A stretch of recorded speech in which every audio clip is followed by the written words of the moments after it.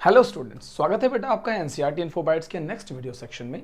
एक बहुत important topic cell cycle वाले चैप्टर से पहले का जो टॉपिक है cell the basic unit of life, उसके साथ एक कनेक्ट किया गया टॉपिक है। चूंकि इसके दो जगह एप्लीकेशन है, सेल साइकिल में भी और cell the unit of life में भी।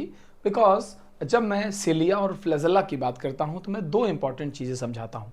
सबसे पहले आप ये समझिए कि सिलिया जो होते हैं वो स्मॉल साइज के होते हैं, ब्रिसल लाइक। किस तरह होते हैं डॉक्टर्स? Bristle like. जबकि जो फ्लैजेला होते हैं वो लार्ज होते हैं और ओर लाइक कहे जाते हैं। जैसे नाव चलाने के लिए जो जिसे नाव बाहर आगे बढ़ाई जाती है, चप्पू कहते हैं, उसके जैसे होते हैं ये। जब हम सिलिया की बात करते हैं तो कहते हैं कि ये न्यूमरस होते हैं, यानी किसी एक सरफेस पर ढेर सारे पाए जाते हैं। मेरे कहने का मतलब है कि बहुत संख्या में पाए जाते हैं। जबकि जो फ्लैजेला होते हैं वो फ्यू होते हैं, बहुत कम नंबर में पाए जाते हैं। नॉर्मली 1 से लेकर के 5-10 तक फ्लैजेला पाए जाते हैं। सिलिया जो होता है वो मूवमेंट ऑफ बॉडी भी कराता है बेटा। आपको नीट के इंपॉर्टेंट पॉइंट्स बता रहा हूं। Movement of body and outside medium, ये दोनों को मूव कराने की पावर रखता है। यानी ये अगर कोई ऑर्गेनिज्म वाटर में है तो वाटर को भी मूव करा देता है सिलिया, और ऑर्गेनिज्म को भी। जबकि जो फ्लैजेला होता है, इसके लिए अगर मैं बोलूं तो ये केवल और केवल ऑर्गेनिज्म की बॉडी को मूव करा सकता है।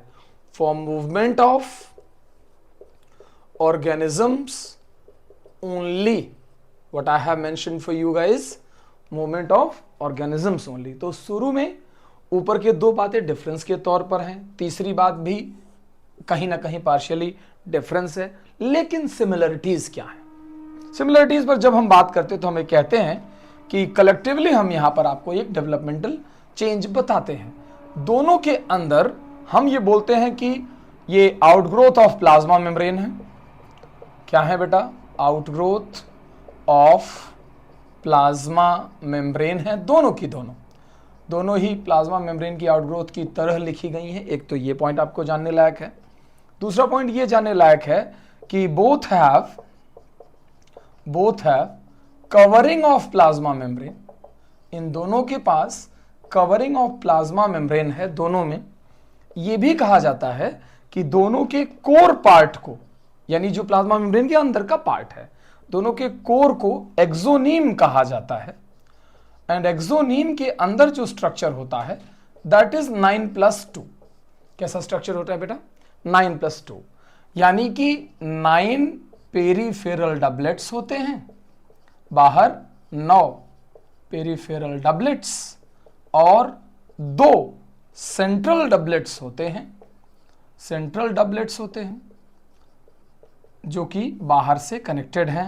विद इन सेंट्रल शीथ वैसे तो ये रहते हैं, विद इन सेंट्रल शीथ इनका टोटल बिजनेस है।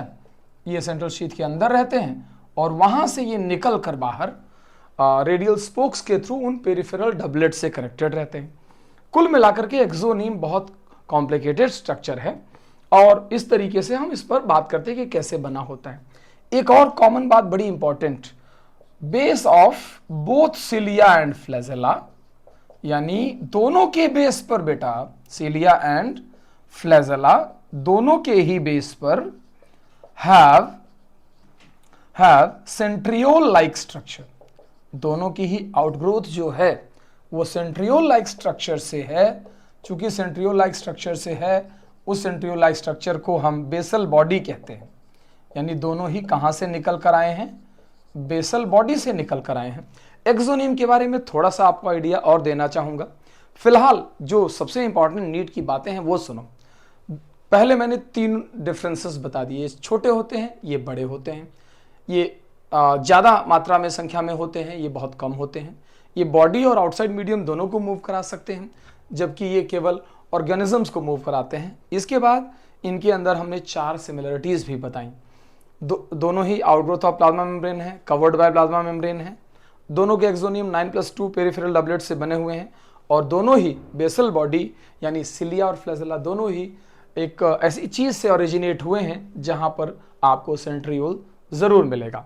अगर मैं आपको इसके आगे लेकर चलूं और मैं आपसे ये बताऊं कि हाउ इट लुक एक्चुअली, तो मैं थोड़ा सा एक आइडिया दे देता हूं कि जनरली इनका स्ट्रक्चर आप कैसे देख पाते हैं। सी दिस, मतलब ये होता है कि जैसे एक डबलेट यहाँ है तो दूसरा डबलेट यहाँ है, तो दोनों के बीच में से जुड़ाव होता है। दोनों के बाहर बाहर एक सेंट्रल शीथ होती है, और उसके बाहर जैसे एक यहाँ है तो दूसरा यहाँ है तो तीसरा यहाँ है तो चौथा यहाँ है, पांचवा यहाँ है, छठा यहाँ है, सातवां यहाँ है, आठवां यहाँ है और नौवां यहाँ है।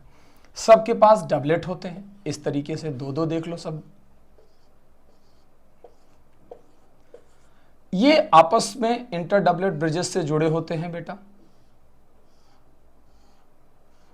इस तरीके से सभी से रेडियल स्पोक्स निकले होते हैं। इन ये देखिए,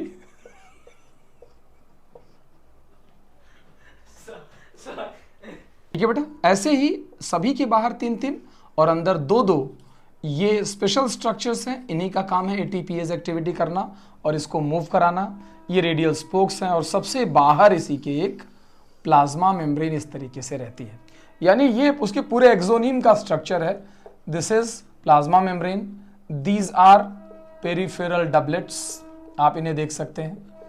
ये जो होता है उसको बोलते हैं inter doublet bridges.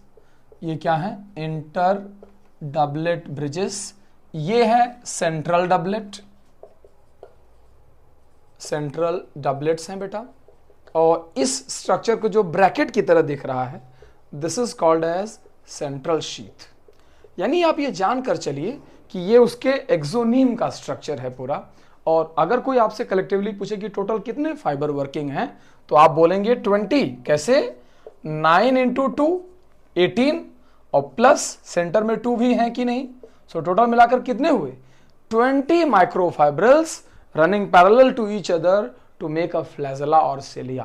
That is why इनकी मूवमेंट एकदम कोऑर्डिनेटेड होती है, चाहे फॉरवर्ड मूवमेंट के लिए हो चाहे बैकवर्ड मूवमेंट के लिए हो, ये बहुत प्रॉपर वर्क कर पाते हैं। राइट बेटा, इसको बहुत अच्छे से रिवाइज करना, बड़ी इंपॉर्टेंट कॉन्सेप्ट है नीट की, आपके बड़ी काम आएगी। ओके बेटा, टेक केयर।